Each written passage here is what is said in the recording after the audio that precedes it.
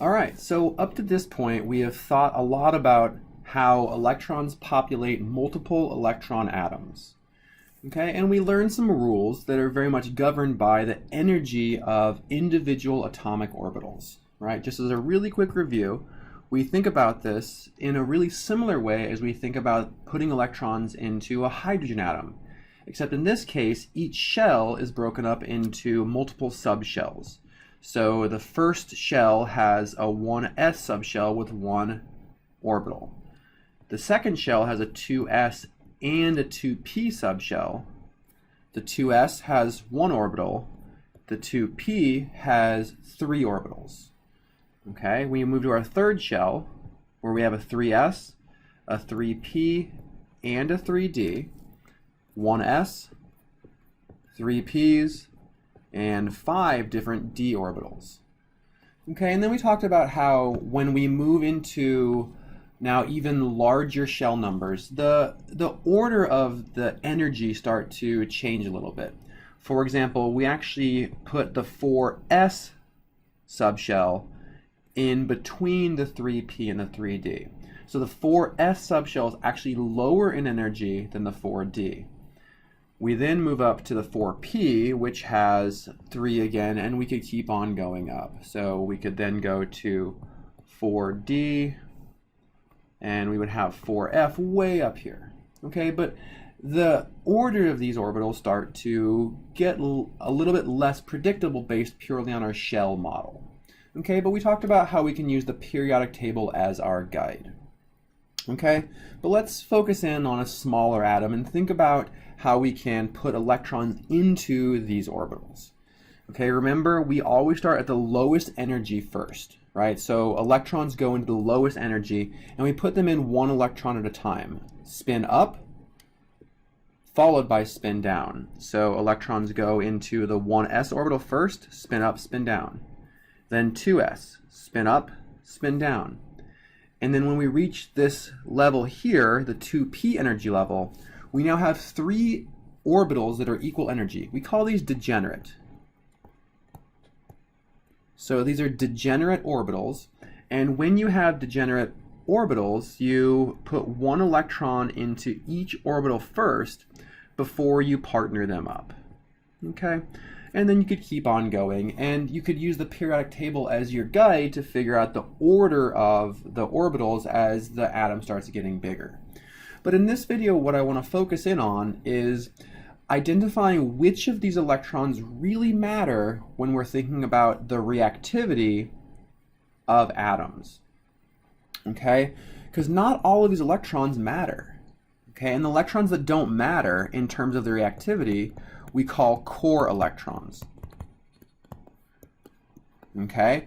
And the definition of core electrons is pretty simple. These are inner shell. Okay, any electron that exists in a shell that's not the largest shell number is considered a core electron. And these are not reactive. So not reactive.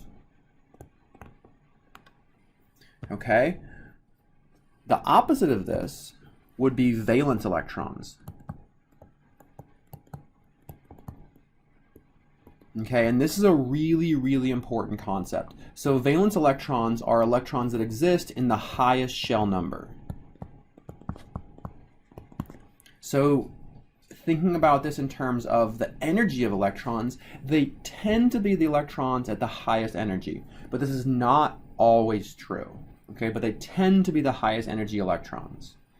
Okay, but our definition of valence electrons is they exist in the highest shell. And we're going to be able to come up with ways to quickly identify what electrons are valence electrons for every atom.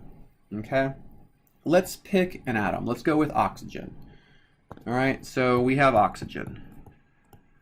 Let's flip to our periodic table, and we figure out that oxygen is positioned here. Right, which we learned before we can use as a big guide to figure out the electron configuration of oxygen. So oxygen is going to end with 2p4 because it's in the 4th column of the p block of the 2nd row. So it's going to end with 2p4. So the electron configuration of oxygen will be 1s2, 2s2, 2p4.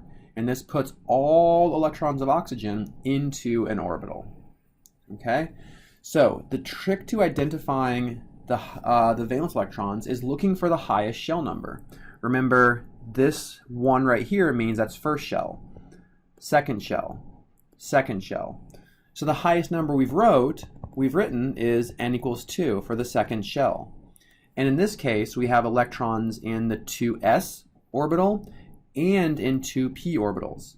So we have a total of 6 electrons in the highest shell. So oxygen has 6 valence electrons, which I'll abbreviate as 6Ve. Oxygen has 6 valence electrons.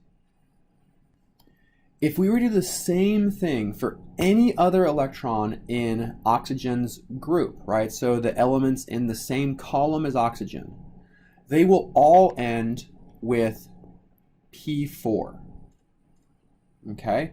Every one of them will end with P4. So they'll all have S2. They might have D's or F's in here, but remember, D's and F's are always at lower shell numbers, but they'll always end with S2 and P4. And the S electrons and P electrons in a given row are always in the outer shell. So S electrons and P electrons are always valence, meaning that every single atom under oxygen will have 6 valence electrons. Likewise, everything under carbon will have 4 valence electrons. Carbon is 1s2, 2s2, 2p2.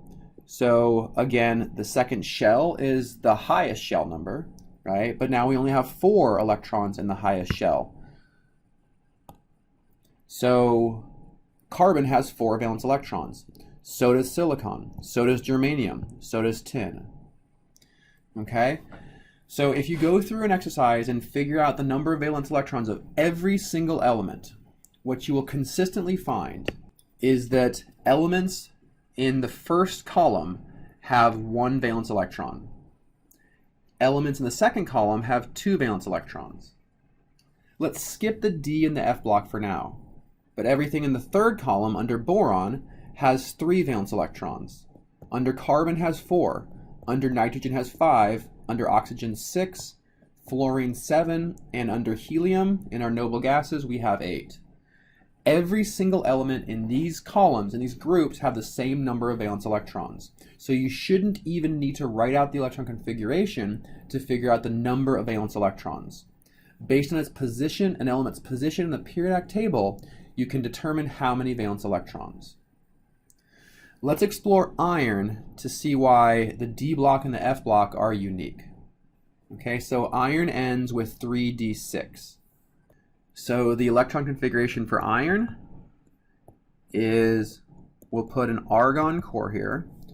Then we have 4s2, 3d6. So this is the condensed configuration for iron. What we'll note here is the highest energy electrons are in 3d orbitals, but this is in a shell number 3, whereas our s electrons here, they are in a shell of 4. So the 4th shell is the highest shell. Therefore, these electrons in the 3d orbitals are not valence. So only these s electrons are valence, so iron has 2 valence electrons. Okay, you would see the same thing for every single element in the D block or the F block. They'll all end up having s electrons that are valence, and exactly 2 s electrons that are valence, but the D and the F electrons are always in lower shell numbers, so even though they're higher energy, they are not valence.